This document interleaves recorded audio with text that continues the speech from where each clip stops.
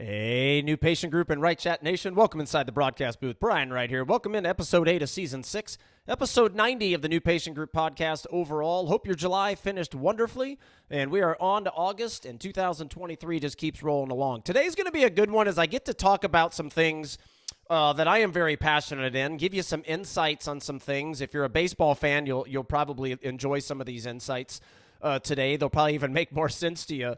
But, as you travel around and you just have different career paths and just different things happen just in your personal life as well, you're able to put things into the memory vault that can later on become really invaluable business lessons, both for yourself personally, but then also teaching all of you out there.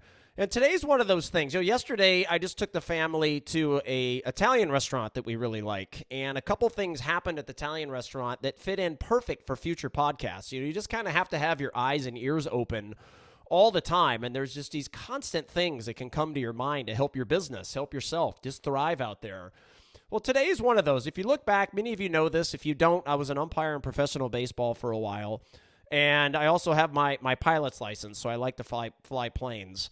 And from a pilot standpoint, there is a trait, and it's by far the single most important trait you can have as a pilot that separates you from the others. Maybe the separates you from the good, the average, and the not so. So if you're an exceptional pilot, there is a trait the instructors all look for. This is also the same trait from a professional baseball umpire standpoint. So the baseball fans out there, you may from afar look at the umpires in the baseball field and think they're being moved up the ranks from single A to double A to triple A, then a triple A call-up, and then next in line to get signed at a big league, major league contract. You may look at that and go, okay, maybe how do they look? Their mechanics, are they getting the calls right? And while that is a part of it, it isn't even close to the biggest part of it. And the biggest part of it, that trait that separates the exceptional umpires that make it versus the ones that are very, very good that don't make it, is the exact same thing that separates an exceptional pilot from an average to not so average or below average pilot. Well, those things are also the very single best trait you can have as a leader. Earlier on, I think this was either last season, a couple seasons ago, I did a podcast about the only word you really need to know if someone's going to be a great leader, and it was all about curiosity. In order to be a great leader, you have to be curious. You have to constantly be learning. So that was a good podcast to check out. This is a different spin because while that's a trait that you want people to have, today is more of a skill set. That can be learned, but it's also a mindset for a lot of times that need to be shifted because, like I said, that great pilot trait, that great trait of umpires is the same trait that is going to make you an exceptional leader to thrive in your organization, make sure your business thrives during good times, but more importantly, during the down times, the difficult times, all right? Look forward to a great one today. A few updates for you on the other side. Before we get started, let's fire up the music. The chaos of owning your own business is real, but it doesn't have to be that way. In this economy, there's a better way to grow your practice and make more money while working, spending, and stressing less. And the recipe to make it happen is right here. Welcome to Season 6 of the New Patient Group Audio Experience, a podcast dedicated to forward-thinking doctors that want less headaches and more personal and financial freedom. And now your host, he's the founder and CEO of New Patient Group, co-founder of Right Chat, and a trusted speaker for Invisalign, Orthophy, dental monitoring, and others, Brian Wright. Hey everybody, welcome in. If you're over on our YouTube station, hey there, appreciate your support, appreciate everybody's support out there. A topic internally lately, and it's also with quite a few of the podcast listeners. Most of you are New Patient Group customers, so I'm actually talking to you, interacting with you.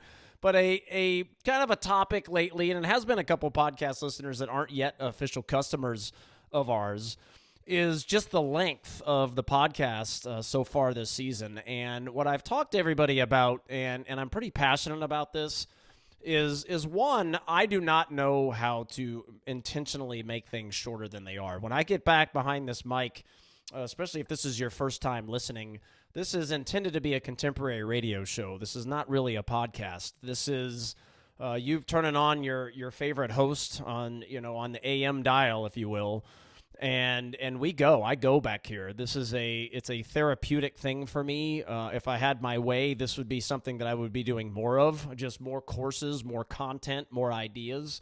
But because just like all of you, a lot of times the things that you love the most, you can't do because you're so inundated in running the businesses and everything. It's the same thing with me. It's hard to get back and constantly, produce the new courses and everything because I'm so also inundated inside the business as well. So really the point there is when I get back here and I start going and telling stories and just different things come to my mind along the way. Now, a lot of you out there have told me over the years that is what you love most about this show. And if I look at the numbers, actually our longer episodes actually have the most downloads. Now, that could be that could equate to a lot. Our longer episodes may have the best titles. There's so many different things that could equate to. But as I've talked to some of you out there, you've kind of gone from, hey, Brian, can you shorten it a little bit to, you know what, you're right. Like I'm listening to these to and from work. I listen to them as I work out. Sometimes they even help me motivate me to go in and work out because I have something that, I like to listen to that inspires me. So it inspires me just beyond my business and my life. It helps me and motivates me to do other things like working out. So really inevitably the conclusion is in very long story short, simple is we're going to do what we do here. If you want something that's going to be 20 minutes long and, if it's a 3 steps to something and I get on here and go step 1, step 2, step 3 and do it for the sake of time, we're going to lose our followers. So I just wanted to update you on that. Reality is I get invited to speak places and I get invited back to speak at places because of the stories. If we all have our eyes and ears open all the time, there's all kinds of things that happen, like I was saying on the front end, that inevitably can tie into so many business and personal lessons. So that's just I just wanted to talk to you all about that and just kind of where I'm coming from. Like I'm just never going to intentionally make these short because I think we're going to lose the extremely loyal following that we have. And this season has been the most downloaded season that we have ever had. It's gotten the most positive responses of any season that we have ever had. So to me, things are going great. We keep adding listeners, keep adding followers. The downloads keep going up. So I hope all of you are enjoying the format, and I say we just keep rolling with it. A couple things, a couple updates for you. I'm going to be speaking with Regina Blevins. Dr. Regina Blevins and I will be doing a private event on, I believe it's Thursday at Orthopreneurs coming up here in just a couple months. And then the following day, I'm going to be doing a private lunch the following day. So if you haven't reached out to Align Technology to try to get in for that event, it is a special invite only. You're going to learn some really cool things. She's been with us for years as a customer. She and I are very close friends. We've been wanting to speak together for a very long time, and now we have the chance. And I think audience members are going to be blown away at her and I going back and forth and really delivering a unique experience for you all. So really looking forward to that. This month, August 15th, I'm going to be doing a live webinar nationally for OrthoFi. Great attendance already. We're over 100 people registered for that. So if you haven't already, make sure you do. Last episode, I gave a lot more updates. So you can go and check those updates out there. OrthoFi and Align Technology actually partnered together. I found that out just a couple days ago, and I'm excited because I'm a speaker for both. Very big believer in both of them. And I look forward to talking about that partnership as I learn more details. I got a little insight, and I understand what it is, but I think the partnership is really going to help a lot of people.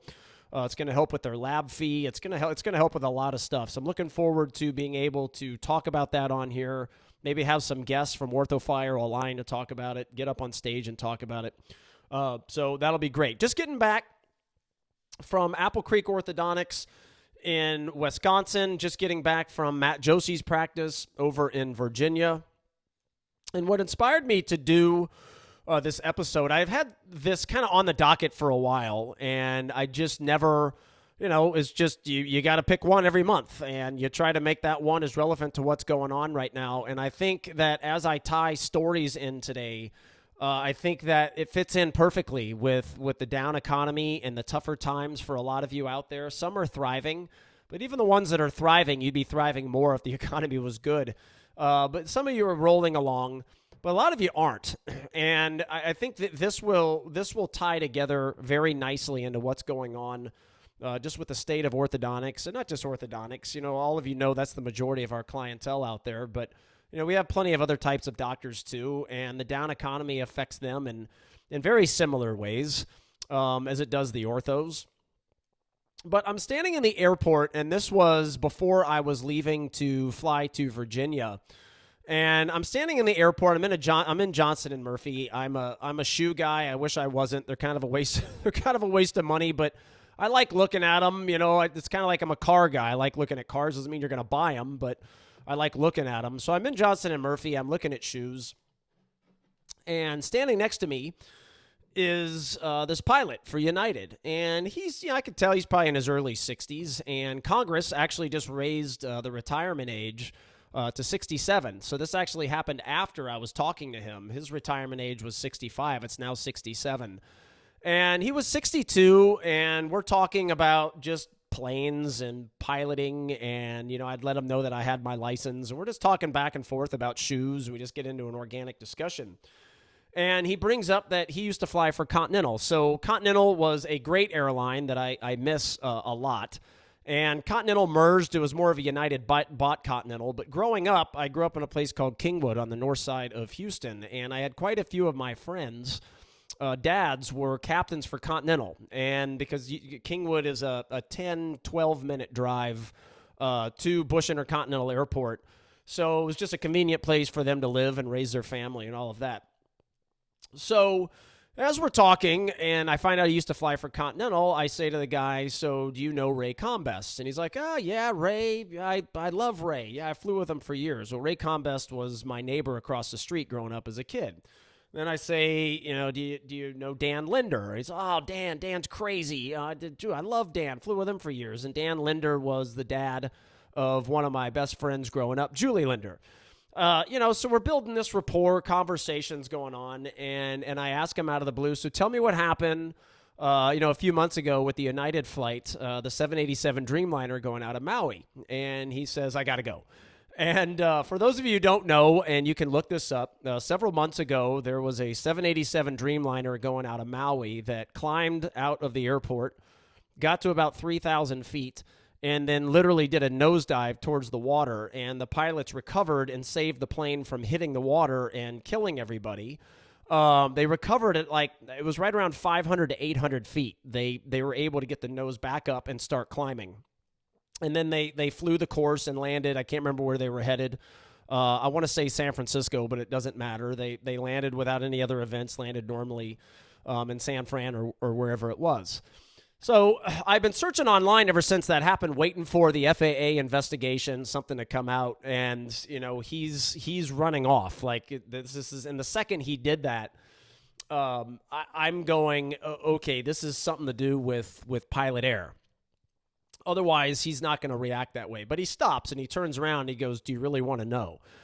And at the time when he took off, I thought he was gone. Like, we went from having, you know, great conversation, knowing each other, you know, just killing some time, to this guy walking away from me. I'm going, oh boy, I sparked a nerve. This must be big. Now, what I'm telling all of you out here is some pretty classified stuff, because the FAA hasn't even come out with their report yet. And I'm actually interested to see when they do, to see how much truth the FAA puts out to the public whenever they put out their report, or if they're going to sugarcoat this. So what happened is they have a newer, so the 787 Dreamliner is actually what this guy flies too. He flies to France twice a month, and that's his route, and that's a beautiful job. You know, those United pilots that are in the 787s flying internationally, they're up to making $800,000-$900,000 a year. That is a wonderful job if you get up to that level. And those pilots, if you get up to the 787 level, usually they're the senior pilots, really good at what they do. But just like anything else in life, the first time you've been in a mouth, the first time the assistant's been in the mouth, the first time a receptionist took a phone call in her career, there's a first for everything. And the first officer was one of his first flights on the 787.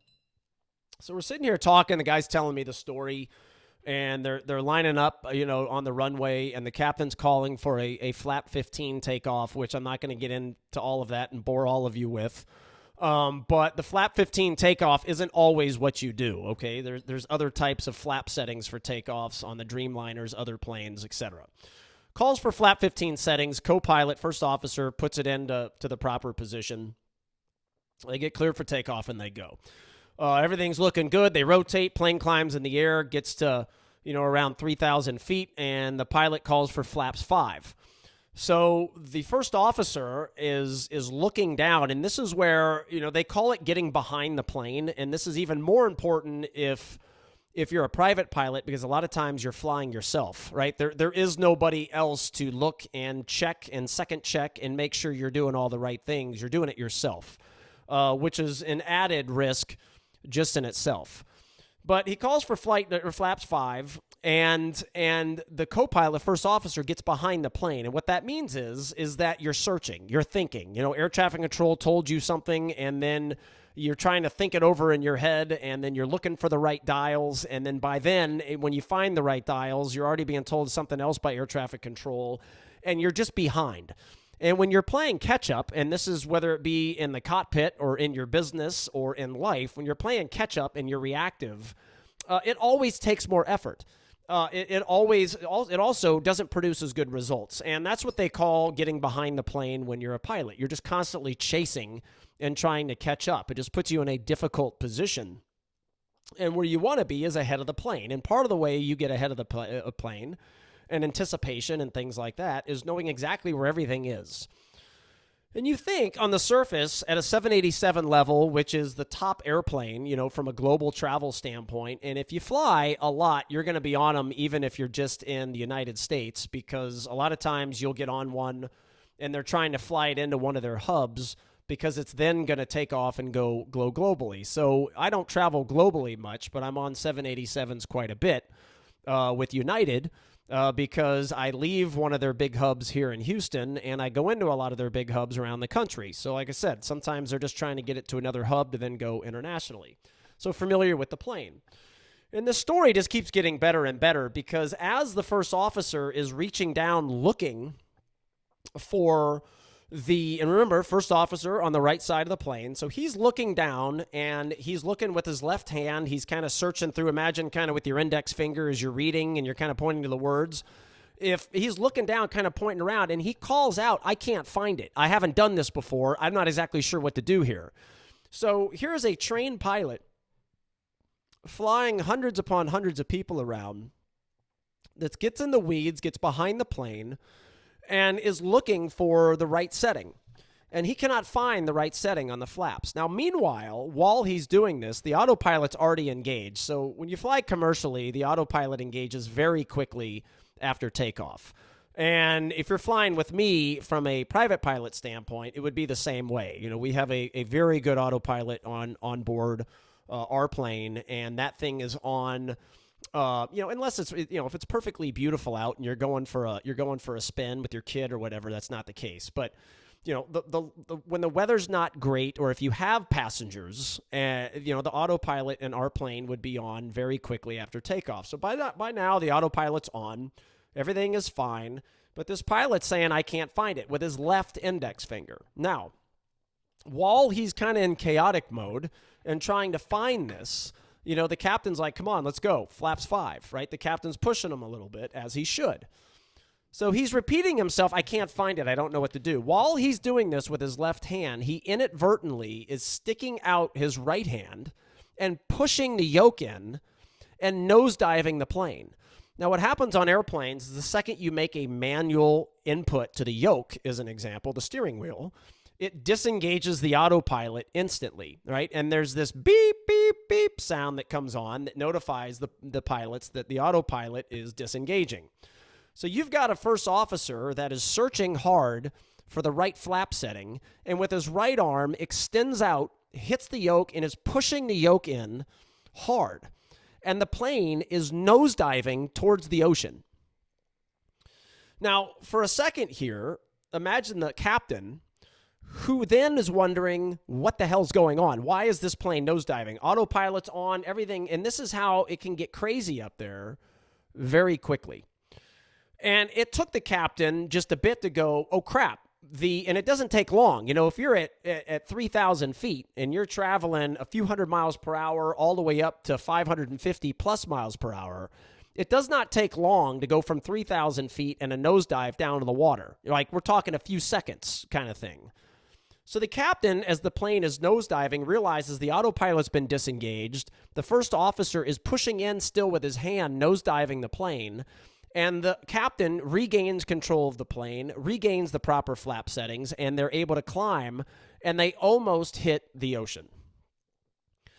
Now, you say to yourself, holy crap, right? Like, how could something like that with unbelievably trained and experienced pilots, even with the first officer, you know, how many flight hours does he have in order to get promoted up to first officer chair on the 787 Dreamliner? And it's a really scary thing. Now, those things happen very few and far between, as obviously airline travel is extremely safe, knock on wood, as I fly planes and as I hop on one this evening to go to Charlotte and then back Tuesday morning and then out Wednesday morning to go see the great Jet Pascal and his team. Hey, guys, can't wait to see you. You know, so knock on wood every time I say how safe it is. But that's how quick things can go from normal to extremely chaotic, especially the faster you go. We talk about with our plane that, you know, it cruises about 210, 220 miles per hour. It's considered a high-performance plane, even though in comparison to most planes, it's not that fast.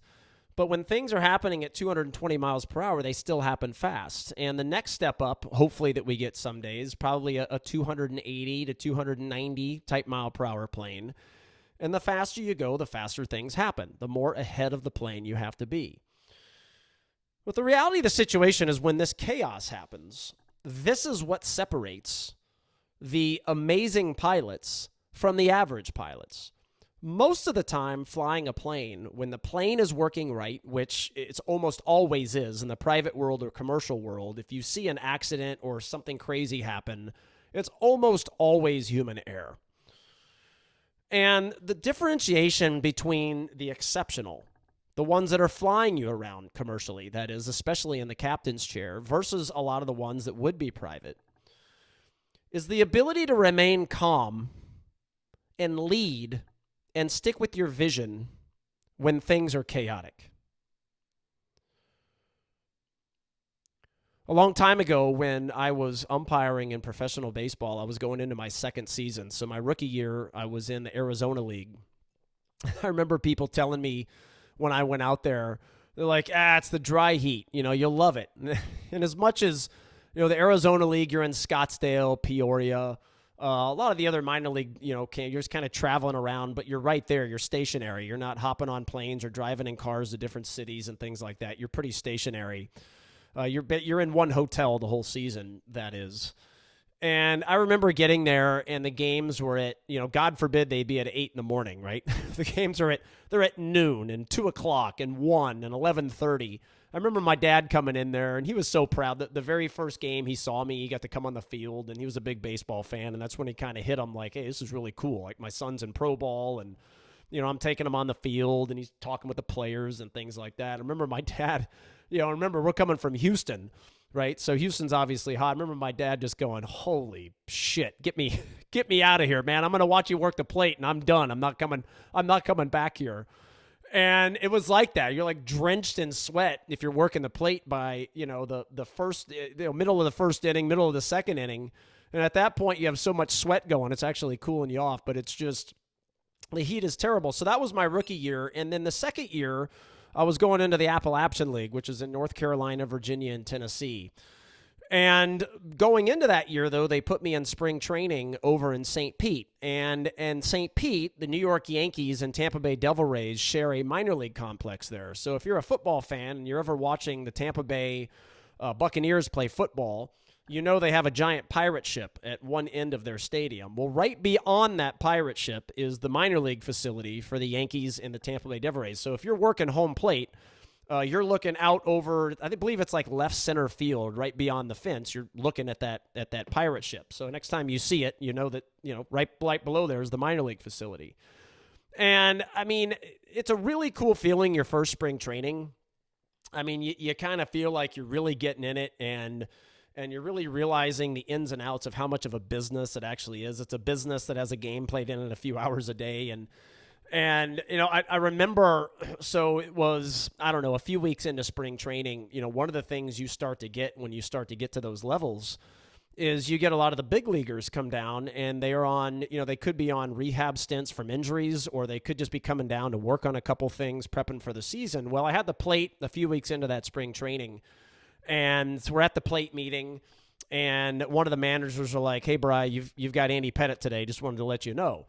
And obviously for baseball fans out there, you know that name, and he was one of the greatest playoff pitchers, big time, high pressure pitchers of all time. He always came through in the clutch. So that was the first time I had had a big leaguer in professional baseball. I had Josh Beckett, who was in the majors back when he was at Spring High School. I had him in high school, but at the time, that was the first time I was in pro ball and had a major leaguer. So Andy comes out. I toss him a baseball. He pitches a couple innings. We work the plate. We're back in the umpire room. And the umpires, I used to, when I worked the plate, I would stay in the umpire room in the clubhouse just a little bit longer. And the crew was like, "Hey, Bri, you cool if we leave? We're gonna go back to the condo and catch up and get ready for dinner, blah, blah, blah." I'm like, "Yeah, get out of here. I'll meet you guys here in just a little bit." So I'm hanging out in there, and I have this presence. I can feel it kind of walking up, and sits down next to me, and it's George Steinbrenner. And again, this is what I was saying. If you're a baseball fan, these stories are going to mean a lot more. George Steinbrenner is kind of the infamous owner of the New York Yankees for years. He's passed away now. And it's funny, you see how people and how the media portray people on TV, and you have these preconceived notions. And I've always been the type that's just like, most of that is bogus. I don't believe what I see. I'm gonna learn it myself and make my own conclusions. Well, he sits down, and inside my head, I'm thinking, oh my God, this is freaking George Steinbrenner. But I can't come across like that. I'm an umpire in the minors and pro ball. I can't be all giddy and be like, "Oh, hey George, how you doing, Mr. All goofy. I got to keep that presence, that aura about me." So he sits down. He goes, "Hey kid, that was a great game. How'd you enjoy working behind the plate for Andy? And, what did you think of him?" And, he's asking me my feedback on, how's his cutter working? Do you think he looks healthy? And I wanted to say it's the first time I've had him, dude. But from my knowledge, seeing as many pitches as I have in my life, I'm like, yeah, that pitch was moving. I mean, the hitters were swinging. They were breaking bats. I mean, he looked solid. He's like, "Hey, thanks for that feedback." And we're just chatting. He goes, "What are you doing tonight?" And I go, "Well, normally on this day," I think it was every third or fourth day, the crew, we would go get dressed at the condo after the game. We'd go out, have a beer, kind of hang out. And Steinbrenner's like, I got it. Let's all go to dinner together." He goes, "Here's my number. Like, call me. Here's the restaurant we're going to go to. Here's about the time to show up, blah, blah, blah." So I'm thinking, wow, these are the things that people don't get to see on TV. Now, in the minors, you're not going to see anybody on TV. But just in general, I'm learning, and I kind of learned it in the Arizona League when I got close to some of the players and the managers and stuff. But I learned it more once you hit the travel leagues and spring training for the first time, like what a business this is and what a very close-knit family all of this is. So we go to dinner that night, and I mean, it's the players and the owners, they know that, the lower-level minors, whether it be the players or the umpires, or really anybody, the trainers, the coaches, anybody at that level, you're not making very much money. So he just wines and dines us that night with ridiculously expensive bottles of wine. When I say ridiculously expensive, I think the biggest one at that table that night was about $3,000. I mean, our bill that night was nuts. And he was like, "I want you guys to remember this for the rest of your life." He was talking a lot of life lessons, a lot of things to expect as you go up through the ranks and these things. And one of the things he talked about was, and I had known this already, because when you go to umpire school, it is very, very competitive and very difficult to go into PBUC and get chosen to go into PBUC. And PBUC stands for Professional Baseball Umpires Corporation. And they're the entity that oversees the minor league umpires and works with Major League Baseball for promotions and guys from AAA to get the next big league contract and things like that. And you go on to a 6-week course after umpire school if you're selected from umpire school to compete against the best of the best. And it is hard, man. And I had known what I'm getting at is George Steinbrenner had said, as you get deeper, there's going to be things that the evaluators come and ask us about. And they're going to ask about your character. Do you like the guy? Do you think they have people skills? Do you think all these, the non-coachable things, does he fit in with Major League Baseball? And that surprised me a little bit. But what he also said, and what our instructors used to tell us all the time, is when you hit a certain level in the pros, everyone is good at out and safe. Everyone is good at strikes and balls. Now, just like the players, there's different levels of good, right? You have your superstars. You have your almost superstars. You've got all kinds of levels, but they're all still good. If you make the majors, you're one of the best in the world. And it's the same way with the umpires. If you're in AA, you're one of the best in the world. If you make AAA, you're one of the best in the world. If you make the majors, you're among the best in the world. But there's different levels. And one of those things that the instructors used to talk about, and what George Steinbrenner said, do not forget, is that they are going to start looking at what happens when things go wrong. What happens to your body language, your posture, your strike zone? Because what happens to a lot of umpires after an altercation is they may have gone 3 innings and called a really good game behind the plate. Or maybe you're in the field and you're doing really well. You have a altercation and there's chaos, and then afterwards you go to hell. Like there's a lot of umpires, they have that happen where their strike zone, the bottom of the knees starts wavering, the top of the zone starts wavering. They start striking pitches that are 2 or 3 balls off the plate when they weren't before. Same thing in the field. Now, it's not necessarily as much with your calls in the field as it is just your body language, your posture. You may look like you're an authoritative figure that's in control, and then you get into a really heated argument, and then you're very fidgety, and your mechanics just are out of whack, and you just don't look the same as you did before. Those are the things that you're getting rigorously graded on every single game that there is an evaluator in the stands, to the point where we used to joke about this, and it was hard to actually do what I'm saying because you would have to intentionally miss calls, and none of us wanted to do that. So it was more of a joke, but the evaluators would only see you maybe 5-6 times a year. So if you have an evaluator in the stands and everything goes great, like the game's normal, it's very hard to differentiate yourself over the other umpires. So we would joke where we almost hope there's a bench clearing brawl, or a pitch hits the batter and we have to eject somebody or warn both sides, or there's a bang bang play and you get it wrong and somebody comes out and argues with you. We almost wanted the chaos to happen to be able to showcase that we were above and beyond the other umpires, and therefore that would lead to promotions. Obviously, you can't make that happen. You can't kick calls.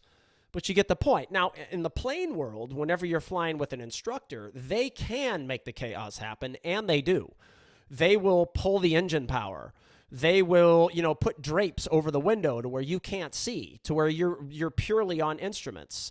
They can intentionally make things happen to the plane without you knowing it. They can pull the plug on short final to where you have no power anymore, but you've got to find a way to get the plane to the runway or make an instant decision that you're not going to make it, and you have to find somewhere else to land safely. So the intentional chaos. Now, the evaluators, when we were in school, they could create simulated chaos, but it was nothing like it was if that kind of stuff happened in the game. So when you're watching Major League Baseball, or you're flying with pilots commercially, the inevitable thing that has gotten those people above and beyond all the ones that didn't make it there is the ability to lead when there's chaos. When the shit hits the fan, I would rather call it, because that's just the reality of what it is. We all deal with difficult situations in our lives, in our businesses, and how you lead your organization when times are tough, when times are chaotic, is the number one skill set, I believe, of a truly great leader. One of the reasons I picked today was because I've heard from a lot of you that you're just frustrated. And this is so kind of twofold. One, I'm going to start with the new patient group customers. We have several of you out there that are absolutely kicking butt. Matt Josie, props to you. I'm calling your name out because I just got back from seeing you. He's a perfect example.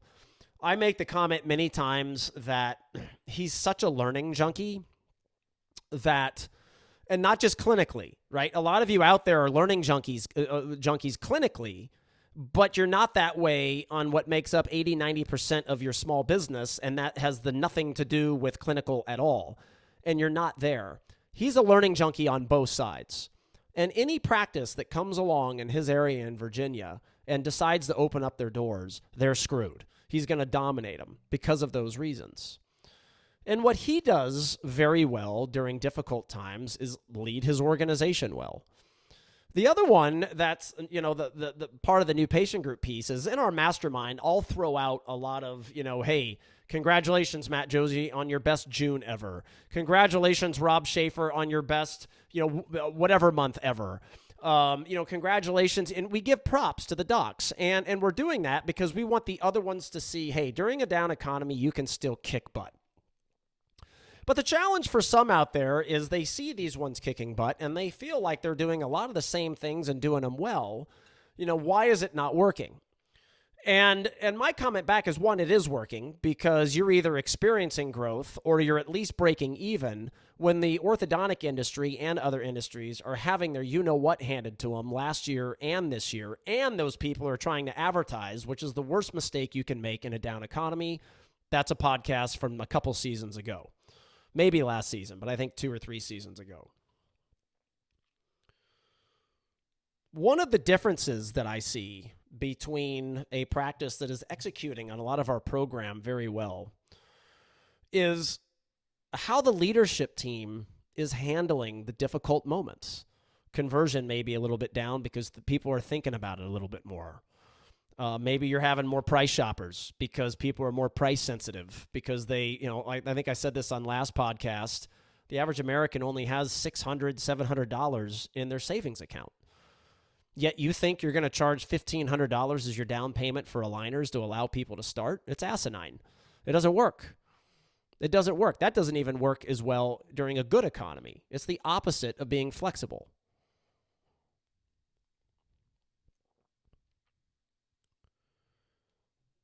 When times are tough, everybody, that defines the best pilots. It defines the best umpires. And honestly, I didn't plan on talking about this today. It honestly defines the best chefs. Whenever you're going through cooking schools and you've got 7 different things going on at once. You're making a sauce, you're sauteing something, you're chopping some herbs for later because just a cooking lesson 101, you can't put herbs in too early or you burn those. You've got all these things just rolling. One of the things that separates the best chefs from ones that may have the same skill sets, they may be really good, but they can't handle all of the maneuvering parts. They get flustered and they make mistakes.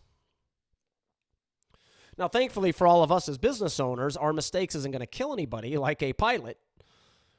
But the reality of the situation is you get the point. And you say to yourself, okay, Brian, what do I do? Down economy, what are some mistakes that I might be making? And these are this. Let's talk about it. Is 1,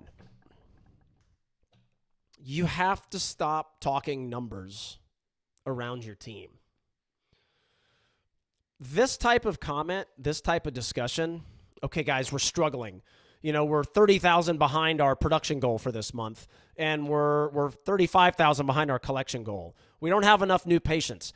That kind of discussion, many of you out there can relate to. You know that at some point in your lives, you've had that discussion with your team, and it's a waste of your time.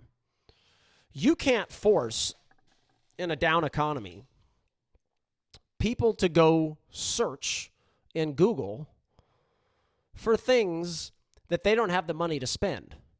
So if you're saying to yourself, our new patients are down, and this has happened to some of the new patient group customers out there, your conversion is actually higher because you implement all of our salesmanship and experience choreographing and all the things that we teach on this podcast and much more in depth, obviously, with our program. You're executing on these things really well. So your conversion's 75, 85, 90, 95%. And the conversion is what's allowing you to kick butt. But meanwhile, if you look at your search results on Google are fabulous. You're coming up organically in the Google My 3-pack. You're coming up on the first page for all these search terms that people could be typing in, whether it be Invisalign, clear aligners, braces, orthodontist, whatever it may be. You're coming up beautiful. You have a wonderful looking website that certainly is outperforming and looks more aesthetically pleasing than the competition. I know this because we designed it. That's my vision. That's our team's vision, to make you look prettier, more innovative, more unique, more convenient. But you say to yourself, the phone's not ringing. Well, you want to know why? People can't afford what they can't afford. So if they're not entering the search term, you're not going to get the calls. And what you could do is dump money into pay-per-click, and that would be worse. So during this time, you can't let your team see your frustrations. Not only does it a disservice to you and your whole organization to sit there and jam numbers down people's throat, it's just not inspirational. From a CEO perspective, a business coach perspective, part of your job as a leader is to inspire people, is to motivate people, is to challenge them to get better. It's not to jam numbers down their throat that nobody can control, especially during a down economy.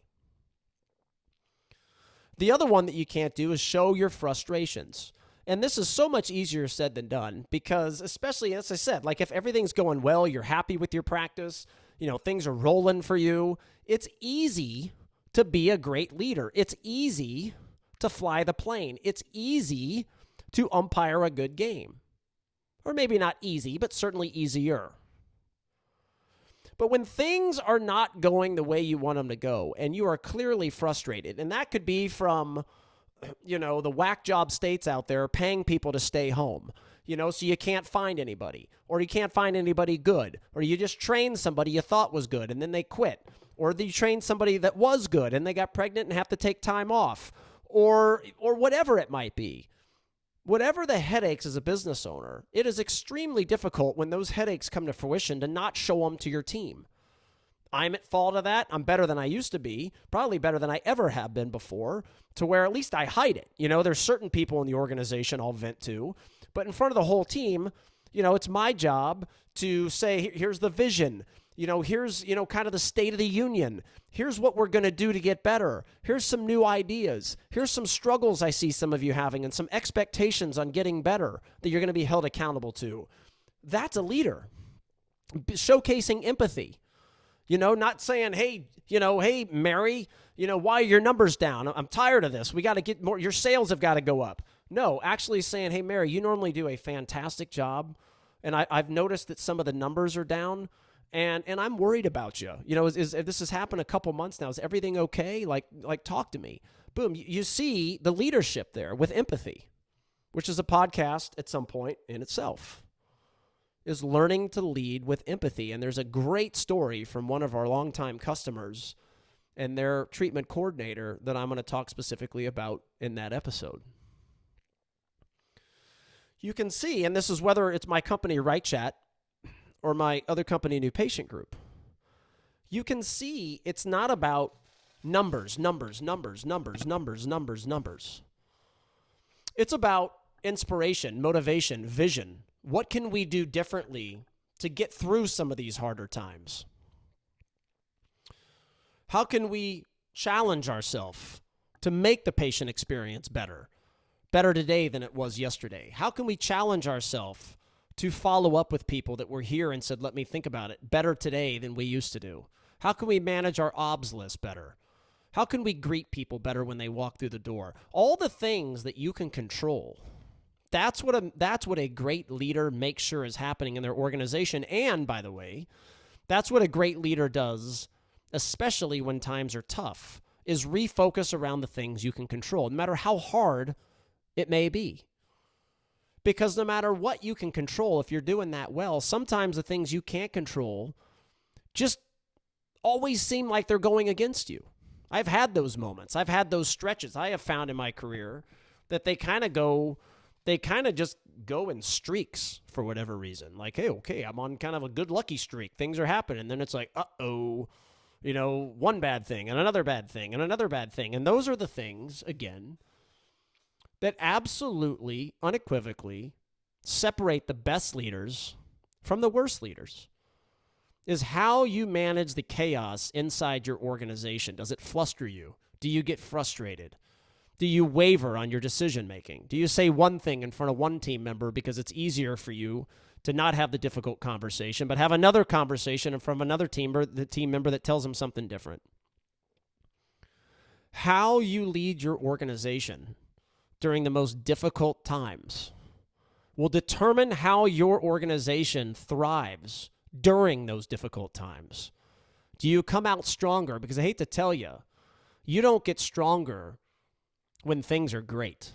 You get stronger when things are in the dumps, when they're down. You get stronger based on how you view those situations as well, meaning that if you view them as down and in the doldrums and in the dumps, you're not going to get better. If you look at those as opportunities to learn and dive deeper and lead with empathy and lead with eviction and lead with clear guidance, it gives you such an opportunity to fly the plane when there's chaos in the cockpit. Maybe you blow an engine, which is not common by any means, but with the thousands of planes in the air at any given time, you have engine outs, right? So what happens? Because when both engines are working, it sure is a lot easier when just one is. Well, a down economy is like a blown engine. It's certainly easier to grow when the economy is great and people have cash, or at least more cash. It's easier to get them to say yes. You don't have to do every little consumer interaction as good as you otherwise would. It's easier. When's the last time you stood up? And this is earlier, I was talking about Matt Josie does this well at his meetings, is stands up, gives the State of the Union, tells his clear guidance on what he wants from his team, his expectations, things that we're going to work on, watches those on-demand courses, as an example from New Patient Group, says let's role play them, takes notes, expects his people to get better. That's leadership. Because again, the things you can control, how your receptionist speaks, how your digital marketing presence is, what happens after the new patient call and before they show up, how your existing patient experiences and how your assistants are interacting and thanking people for their business and asking for referrals and video testimonials and handling tough situations when a patient may be upset, how money's presented, the salesmanship in the exam process. Those are all things you can control, and all you can do is set the vision of running an organization that is going to be the best of the best with things you can control. And when the economy is good, that is why you will absolutely dominate without having to advertise. And when the economy's bad, you still don't have to advertise, and you'll still stay afloat, and you'll probably still grow. And if you don't grow and you do go backwards, you won't go backwards nearly as much as if you didn't focus on making sure everything you could control is always improving, and you threw out a bunch of advertising dollars. Leaders out there, and this goes for if you're in any leadership role. You could be a lead clinical assistant. You could be a lead on the admin team, whatever it may be. Make sure the things that you can control are going at the highest possible levels they can. Make sure your team hears empathy from you. Make sure they see your clear guidance on what you want them to do. Don't jam numbers down their throat, quotas. Jam experience down their throat. The salesmanship skills, all the skill sets that you're in charge of as a leader to make sure your employees thrive with. Make sure that's on the front and center as much as you possibly can. And that's going to be a huge piece, not the only, but it's a huge ingredient to the overall recipe of thriving when the economy is down. And that's learning to lead when there's chaos. Learning to lead when things are not going that great. I hope everybody enjoyed today. Take this at heart. Have a conversation with your team at your next weekly meeting. Tell them how proud you are of them. Tell them what your vision is for the rest of the year. Explain to them that you're always going to focus on self-improvement in your organization. Focus on controlling what you can control. Practicing and role-playing, because by the way, and I didn't discuss this earlier, but inevitably being able to handle the chaotic situations, that's a trainable skill set, right? Being able to handle a difficult situation in the cockpit when things go wrong, that is something they work hundreds of hours on in flight simulators. Now, some pilots never get it, but the commercial ones all have it. Same way with umpiring. You know the amount of hours they threw people yelling at me in my face and teaching me how to handle those situations and calming the angry? That's a big part of our training, by the way, of overcoming handling complaints inside the office. That is where that 6-step script came from, almost right from professional baseball. You've got an angry manager and you've got an umpire, and there is a very specific set of skill sets that they train repetitively on with you to take them from angry to calm. Does it always work? No, nothing ever does, but it is an amazing, amazing thing when your employees can take somebody that may be angry that they can't get the right time to schedule for them and their family. You know, that is a situation that can damage your brand significantly, either from a 1-star review or them telling 20 people at a soccer game or whatever it may be. But if your employees are armed with those skill sets, you can actually turn it into a positive situation. But that goes back to practice. Your organization has to commit to it. When times are tough, practice. When times are good, practice. Role play. Commit to it. And the only person that can make that stick is you as a leader, by the way. Your employees are not going to beg you to make them to practice. It has to be on your shoulders, and it's going to be better for their career because they're going to be better during difficult times. Leaders, like I said, clinical leaders, admin leaders, when times are difficult, how you lead your people determine how good of a leader you are, determine how much respect people will have for you, and determine how hard they will work to help your company do whatever it takes to thrive whenever there are chaotic moments, bad economy, upset customer, whatever it may be. But inevitably, that falls on your shoulders as the chief executive officer of your company, as the entrepreneur that you decided to be by owning your own business. You have to be a great leader when times are tough, because anybody can be a good leader when things are rolling and everything's great. Hope you enjoyed today. Thanks for your listening, or thanks for listening out there. Thanks for just your loyal partnership, your loyal following. Make sure to please go and give us a 5-star rating on this podcast, whatever method you listen, if it's on Apple with iTunes or wherever it may be.